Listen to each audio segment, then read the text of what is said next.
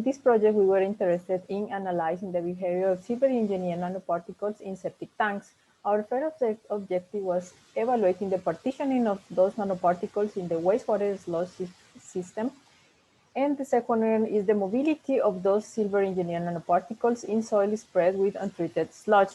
And for this purpose, we use single particle ICP-MS to analyze the size distribution of the nanoparticles. The main results of this project are that more than 90% of ionic silver and silver nanoparticles are retained in the solid phase of the sludge due to sulfidation. Also, the available pool of silver is higher in the first chamber compared with the second chamber. However, small nanoparticles can travel from one chamber to the other chamber and then can be released to water bodies. We also said that the presence of sludge in the soil plus sludge system enhances the retention of silver nanoparticles. However, there is a small proportion that can still be released to the environment. Thank you.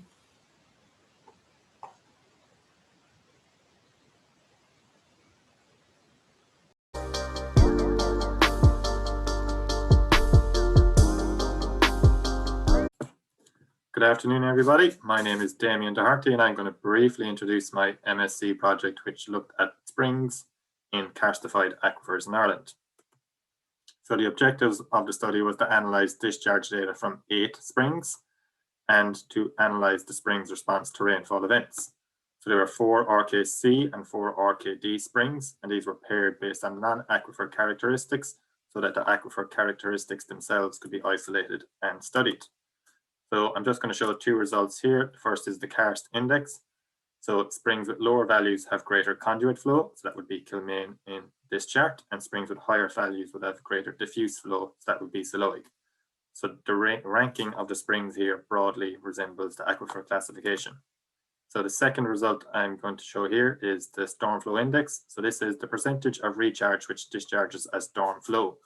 So we can see how the RKD aquifers discharge an average of 5% of recharge, whereas the RKC aquifers discharge between 23 and 15%, depending on the antecedent stage condition. So that's the end of my presentation. If you'd like to find out more, please have a look at my poster on the IH website. Thank you.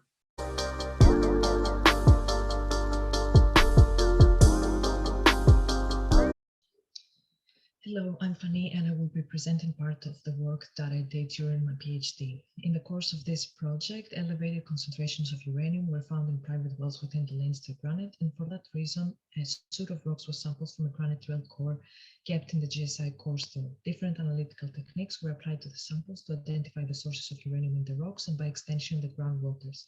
Whole rock geochemistry revealed that the granite has enhanced uranium concentrations between the 19 to 35 meters depth interval, where uranium correlates with titanium and phosphorus, indicating the existence of minerals such as apatite, titanite, and monazite, which was subsequently confirmed by SEM and laser ablation work.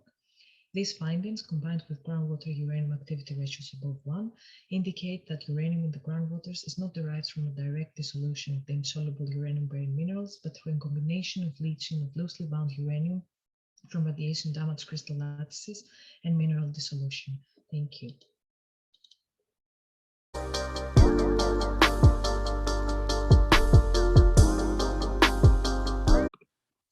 Hello, I'm Alistair Filmer, and my poster addresses GSI's ongoing efforts to measure temperature profiles from bedrock boreholes. This is an important activity in improving GSI's geothermal databases of Irish aquifers and ultimately understanding the potential of Irish geothermal resources as directed by the Climate Action Plan. We use fibre optic distributed temperature sensing, or DTS, which provides continuous linear measurements of groundwater temperature to precision of around 0.1 degrees Celsius. At present, temperature measurements have been conducted within 11 bedrock boreholes in 6 different counties, encompassing a depth range of 36 to 1,093 metres below ground level. The DTS has also been deployed in shallow boreholes in Cork City to monitor the urban heat island effect. For the most part, bedrock temperatures observed have increased with the expected geothermal gradient of 25 degrees Celsius per kilometre. However, preliminary results from recent Ossortian limestone bedrock in County Galway yielded above average temperatures of approximately 33.2 degrees Celsius at depths of 1,050 metres below ground level.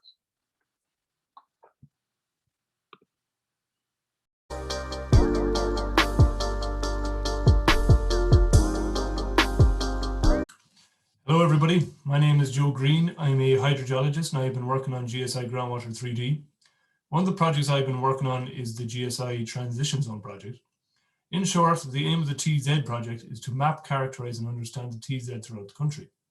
There's been a lot of TZ mapping done, and in June 2020 we drilled 2 bespoke monitoring boreholes in Navan, County Meath to initiate the second phase of the project. These included a deep borehole into the bedrock aquifer and a shallow borehole into the TZ. The goal of these boreholes is to characterize how the hydrogeological properties differ between the TZ and the deeper aquifer. To begin, both boreholes have been kitted out with remote sensing technology, which offers a live feed of the borehole groundwater levels, which can be viewed by the public. My poster details the physical setting and design of the boreholes and showcases the groundwater levels which we have recorded to date. If you would like to learn more or have any questions at all, please feel free to get in touch. Thank you very much.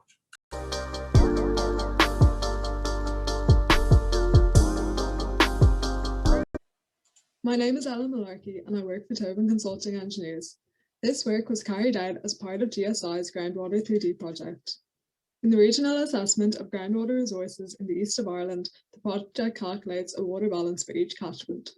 Hydrograph separation is carried out in order to check if the cumulative recharge derived from the National Groundwater Recharge Map is an accurate value of the groundwater contribution to stream flow. This provides an estimate of the split between groundwater and surface water at the catchment scale. The Eckert 2005 method is used to calculate base flow indices using daily mean flows from hydrometric stations in the catchment. These calculations provide similar estimates of BFI to the cumulative recharge calculations. This example shows the Boyne catchment with a cumulative recharge of 0.28, which is similar to the BFI calculated using the Eckert method. This supports the current use of the recharge map in the water balance. Thank you.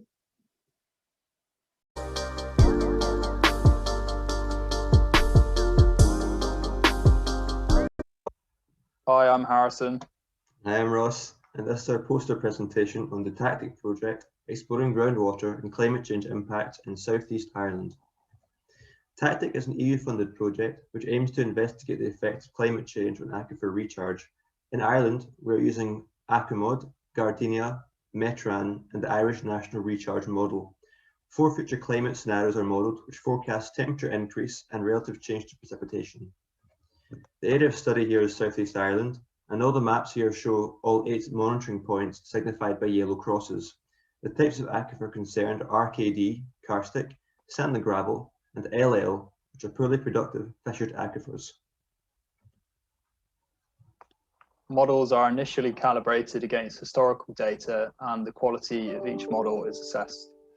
Those which pass performance tests are then used for the future recharge projections. To conclude our results, the majority of boreholes show a sustained increase in aquifer recharge from the 1 degree max and 3 degree max climate scenarios.